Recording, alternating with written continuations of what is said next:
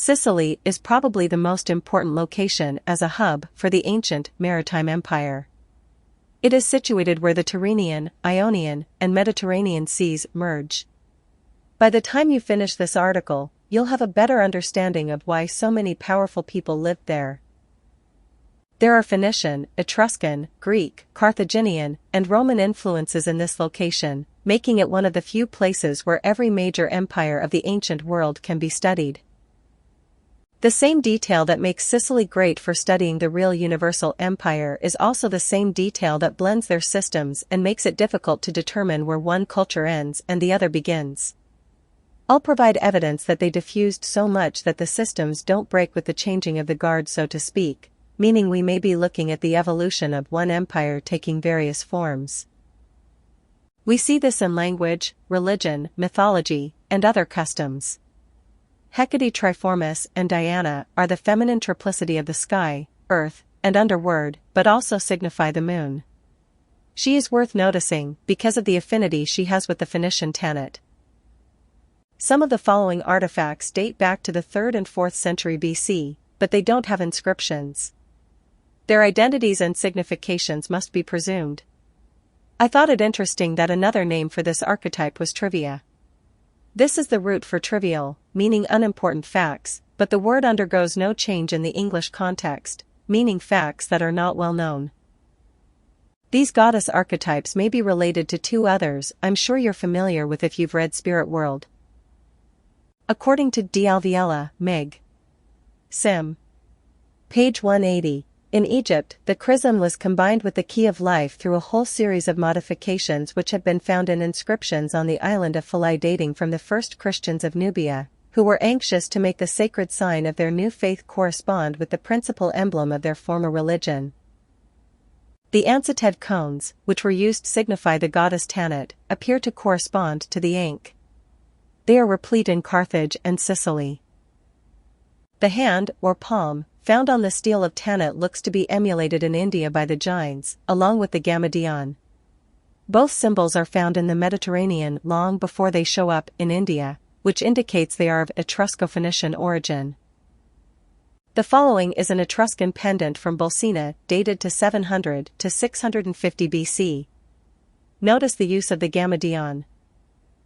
Next is a coin-like pendant that's claimed to be the oldest inscription of Odin, also using the Gamadion, but dated to 500 AD, over a millennium later.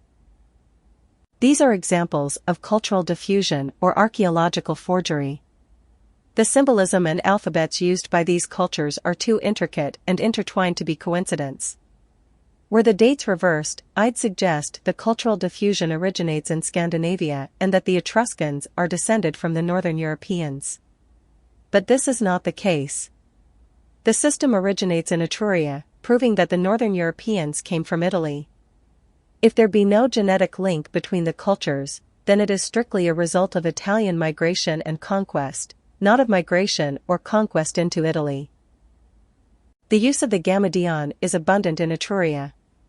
This is an Etruscan terracotta barrel-shaped oinakoi dated to 725 to 700 BC, from Vulci, one of the most dominant centers of pottery, bronze work, sculpture, and other specialties in the ancient world, not noticed by one Roman or Greek writer beyond geographical accounts.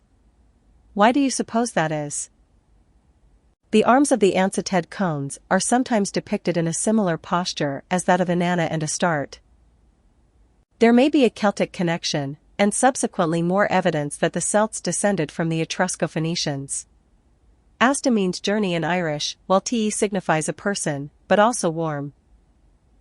Astarte may have been a symbol used by the navigators to signify a person on a journey to a warm region, or the hot journey of the sun that provides warmth to the earth based on its declination.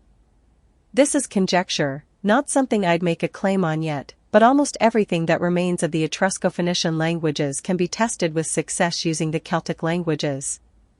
William Betham was correct in this regard, as was Sternhelm when he wrote the Etruscan, Phrygian, and Celtic languages are all related, derived from one source.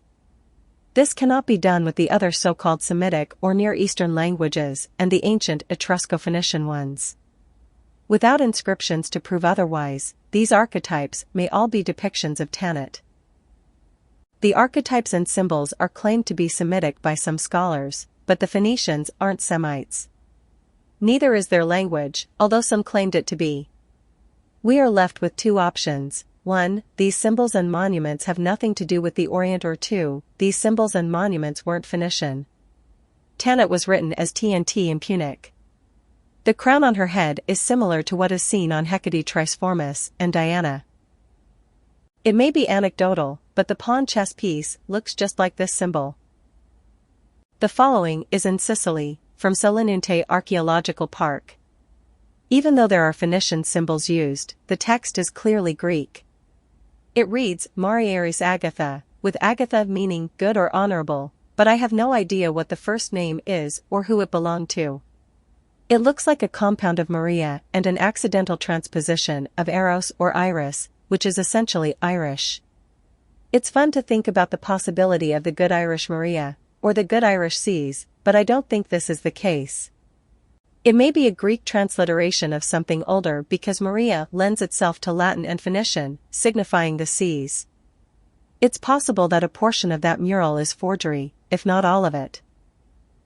The site was not that far from the Phoenician Motia, which we covered recently. It has sophisticated drainage or water collection and advanced temples that appear to be Greek because Etruscan ones were not this large. Emperor Trajan was buried in Selinunte. The following is his mausoleum. Some claim the symbol at the top of this stela signifies the moon, but it looks like an eye to me, an iris, which could make it the precursor to the Eye of Providence. It also looks like the Taith in Etruscan, and I've covered this relationship with Thoth, Toit, Tot, etc. Or, it may be exactly as claimed, the moon. The next stela was found in Carthage, whose language was Sicilian Phoenician, and I'll forever harp on this, because the status quo is concealing ancient Italian history, and subsequently the history of Europe and Britain. Next is a gravestone shaped like the Ansated cone, also from Carthage. Click here to link to the source. The symbol within it looks like the basis of a bishop's mitre, but that is speculation on my part. There is diffusion with Egypt, but the question of its origin remains. The writing on the next stela is more akin to Etruscan and Numidian, what lay people call Berber. The next one contains the seed of life. It is Carthaginian, not Greek. Beneath it appears to be a crescent moon and a symbol for Tanit. I can't be sure what type of leaf is on the side, or if it is a leaf and not a spear tip or feather. At the bottom is an animal that looks like a horse next to another seed of life, but it might be a bull or lion. Some think the Ansated cone is a Phoenician interpretation of the Sa symbol, signifying protection and associated with Tauret, who is the Queen of Heaven. If true, it syncretizes the system. Tanit and Tauret might be the same word and differ only through the process of transposition. Some think the Ansated cone is a Phoenician interpretation of the Sa symbol, signifying protection and associated with Tauret, who is the Queen of Heaven. If true, it syncretizes the system. Tanit and Tauret might be the same word and differ only through the process of transposition. The Ansated cone being a symbol of protection would sync up with the Celtic etymology of Astarte, her name, archetype, and symbol signifying the protection of those on a journey, which would be used by navigators like the Carthaginians. It may be evidence that the symbolism was used in the Etrusco-Phoenician maritime empire before it was adopted by the Egyptians. Evidence of this symbol's use in Egypt is scarce, while it is abundant in Carthage and Sicily. The Egyptian Sa looks like the Othala rune, which signifies O, as well as the fish symbol Christians used under the acrostic name Ichthys. There is, however, no substantial evidence they are the same symbols or that they are connected. The following, also from Carthage, is a depicted figure who is reminiscent of a Jesuit. All of the symbols used by the maritime empire are present. And what would Carthage be without the Venetian masks, displaying the sardonic smile? The sardonic smile is allegedly derived from the grimace a person made as he was poisoned to death from a hemlock concoction that grew exclusively in Sardegna.